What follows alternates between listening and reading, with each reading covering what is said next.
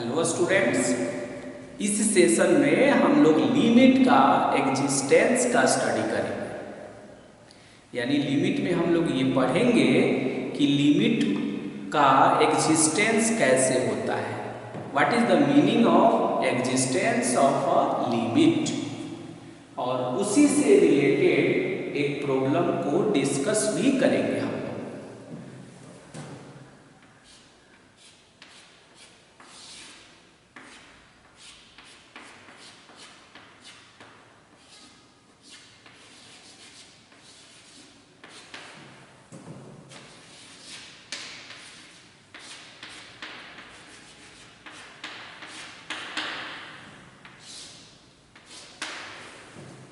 अभी आप देख रहे हैं कि एक हेडिंग हमने बनाया और वो टॉपिक है लिमिट का एग्जिस्टेंस ऑफ अ लिमिट। अभी हम लोग कैलकुलस पढ़ रहे हैं और कैलकुलस में लिमिट पढ़ रहे हैं, और उसी से रिलेटेड एक टॉपिक है जिसका नाम है एग्जिस्टेंस ऑफ अ लिमिट। उसका हम लोग स्टडी करेंगे और उसी से रिलेटेड एक प्रॉब्लम भी सॉल्व करेंगे।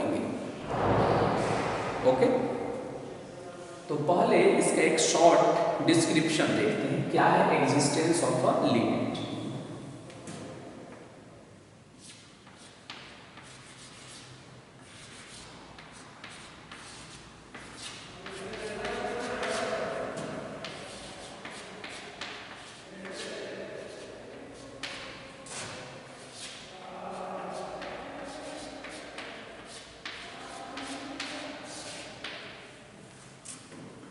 Limit x tends to a fx exists finitely.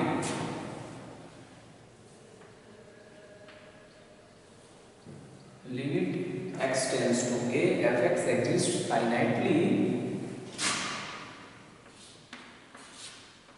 if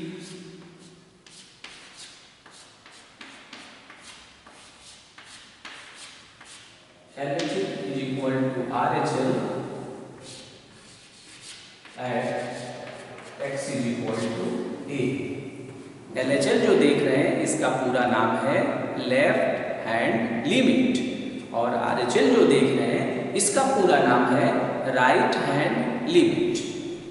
अब ये जो LHL आप देख रहे हैं यहाँ, उस LHL को सिंबॉलिक ऐसे ही लिखा जाता है, limit x tends to a minus fx is equal to limit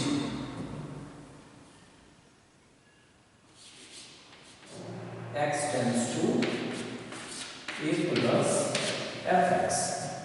इसी को हम ऐसे भी लिखते हैं, limit h tends to 0 f a minus h।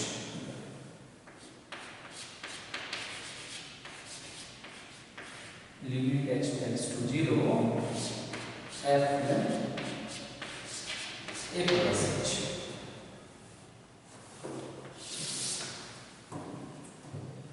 Okay, अब ये सब जो लैंग्वेज लिखा हुआ है कि कोई भी लिमिट एग्जिस्ट करेगा फाइनाइटली तब जब LHL और RHL इक्वल होगा। अब ये जो LHL है इसका नाम है लेफ्ट हैंड लिमिट, और RHL का मतलब है राइट हैंड लिमिट। जिधर की ओर टेंस करता है उसी पॉइंट पर हम ये देखते हैं। LHL को लिखने का सिंबल है limit x tends to a, और इसके पावर में इंडेक्स फॉर्म में माइनस fx, और RHL में प्लस लिख देते हैं, और फिर इसी को हम ट्रांसफॉर्म करते हैं h के फैमिली में। Limit h tends to 0 f a minus h, limit h tends to 0 f a plus h, जहां पर h जो है वो very very small positive quantity है। h क्या है? Very very small positive quantity. Okay, यहाँ पर h के बारे में क्या अनाउंस करेंगे हम? h very very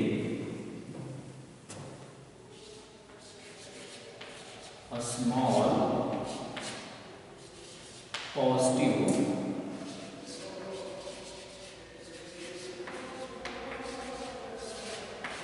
quantity.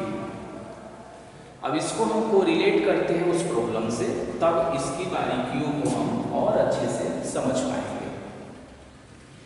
fx लिखा हुआ है और पूछ रहा है कि आप ये दिखा दीजिए कि ये लिमिट एग्जिस्ट नहीं करता है। तो नहीं करता है का मतलब ये हुआ कि तब डेफिनेटली LHS और RHS इक्वल नहीं है। तो इसे हम कैसे लिखेंगे? तो पहले हम LHS को कैलकुलेट करेंगे। LHS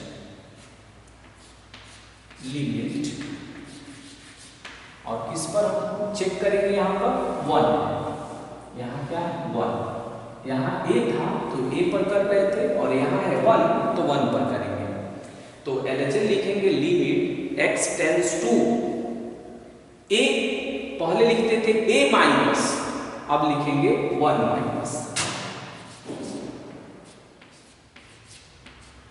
1 माइनस, और यहाँ है fx।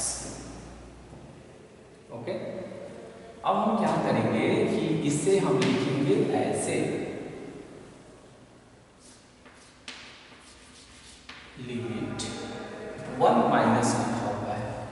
1 माइनस का मतलब ये हुआ limit x tends to 1 minus. अब 1 माइनस को हम ऐसे ट्रांसफॉर्म करेंगे तो लिमिट h टेंड्स टू 0 और f है और a माइनस h, तो a पर चेक कर रहे थे तो a माइनस h है।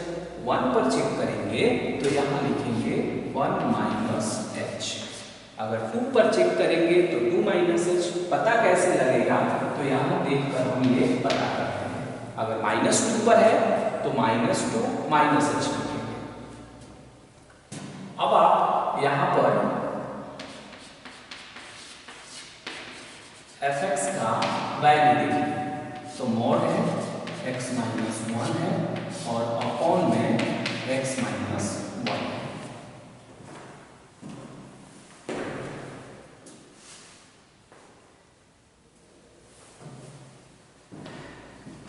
ये fx का वैल्यू, ये अब ये जो fx का वैल्यू आप यहाँ देख पा रहे हैं, उसमें जहां जहां x है, आपको कितने जगह x दिख रहा है इसमें? मुझे 2 जगह x दिख रहा है। जहां जहां x है वहां वहां इसके इनसाइड में जो रहेगा उसे पुट कर देंगे। यानी जहां जहां x है वहां वहां 1 माइनस h जो है सब्स्टिट्यूट कर देंगे, यानी पुट कर देंगे हम। देन क्या ऑब्टेन करेंगे? Limit h tends to 0 mod x के जगह पर 1 माइनस h माइनस 1, x के जगह पर 1 माइनस h और माइनस 1, ये कैंसिल होगा, ये भी कैंसिल होगा।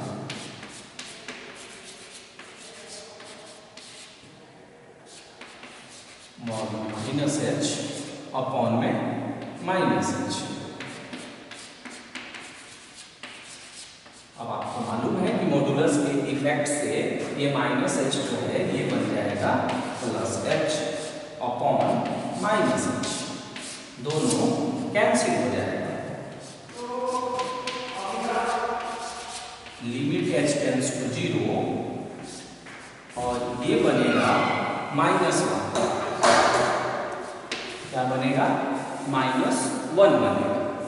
अब इसमें क्या करना है कि h के जगह पर 0 पुट करना है, तो इसमें तो 0, इसमें h है ही नहीं, तो जब इसमें h नहीं है तो इसका मतलब ये हुआ कि इसमें अब पुटिंग ही नहीं होगा, और इस तरह से हम ऑब्टेन करेंगे -1।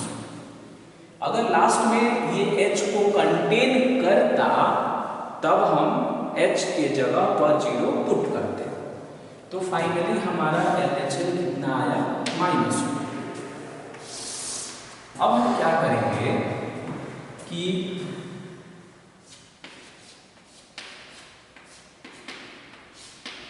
RHS को कैलकुलेट करेंगे। तो RHS को हम ऐसे लिखते हैं, limit x tends to 1 plus और लिखेंगे fx। इसे ट्रांसफॉर्म करेंगे इसके अकॉर्डिंग तो बनेगा लिमिट h टेंड्स टू 0। ये हमेशा h टेंड्स टू 0 ही आएगा। कैसे आएगा ये भी किसी सेशन में हम लोग डिस्कस कर लेंगे। और यहाँ हो जाएगा 1 पर चेक हो रहा है तो 1 प्लस h। अब मेन फंक्शन में जहां जहां x है वहां वहां 1 प्लस h पुट कर दीजिए। तो 1 plus h minus 1 upon 1 plus h और माइनस 1। और यहाँ है लिमिट h टेंड्स टू 0। ये कैंसिल होगा, ये भी कैंसिल होगा। फाइनली आएगा limit h tends to 0 mod में h अपॉन में h। Limit h tends to 0। ये h जो है very very small positive quantity है, उस पर जब हम मॉडुली लगाएंगे तो ये प्लस h ही रहेगा और अपॉन में h। Both are equal, cancel होगा और कैंसिल होने के बाद लिमिट h टेंड्स टू 0 और ये होगा 1। अब इसमें h है कि नहीं, तो आंसर है कि h को कंटेन नहीं करता है। तो जब ये h को कंटेन नहीं करेगा तो इसमें कुछ भी पुटिंग नहीं होगा और इसका काम बस ये है कि लास्ट में h के पोजीशन पर 0 पुट कर। बट इसमें h है ही नहीं तो ऐसा कुछ नहीं होगा और ये 1 ही हो जाएगा। तो क्या देखा आपने कि LHL आया -1 और RHL हुआ +1, दोनों इक्वल नहीं है। तो हम लिखेंगे यहाँ कि LHL not equal to RHL, यानी LHL और RHL इक्वल नहीं है। और अभी हमने एग्जिस्टेंस ऑफ अ लिमिट में पढ़ा कि लिमिट को एग्जिस्ट करने के लिए LHL and RHL should be equal. But यहाँ वैसा सिचुएशन नहीं है, LHL और RHL इक्वल नहीं है। तब हम लिखेंगे this implies that limit x tends to 1 और यहाँ fx does not exist,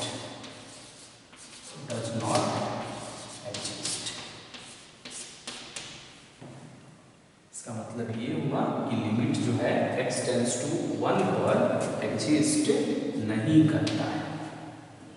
okay, तो फाइनली हमने क्या देखा एग्जिस्टेंस ऑफ अ लिमिट में कि limit x tends to fx exist तब करेगा जब LHL और RHL इक्वल होगा। LHL को लिखने का दो तरीका है, एक h के फॉर्म में और एक उससे लिमिट का टेंडिंग के फॉर्म में। h के फॉर्म में लिखने से उसे सिंप्लीफाई करने में आसानी होती है। ये और ये बोथ आर इक्विवेलेंट। तो हमने क्या किया, इस क्वेश्चन का LHL कैलकुलेट किया, फिर हमने RHL कैलकुलेट किया और फाइनली हमने देखा कि LHL और RHL इक्वल नहीं है, क्योंकि LHL is equal to LHL is equal to -1 and RHL is equal to +1। Both are not equal. This implies that limit x tends to a fx does not exist। अगर यही दोनों equal आता तो हम कहते कि वो लिमिट एग्जिस्ट कर रहा है और उसका लिमिटिंग वैल्यू जिसके इक्वल आता वो उसका लिमिटिंग वैल्यू कहलाता है। ओके।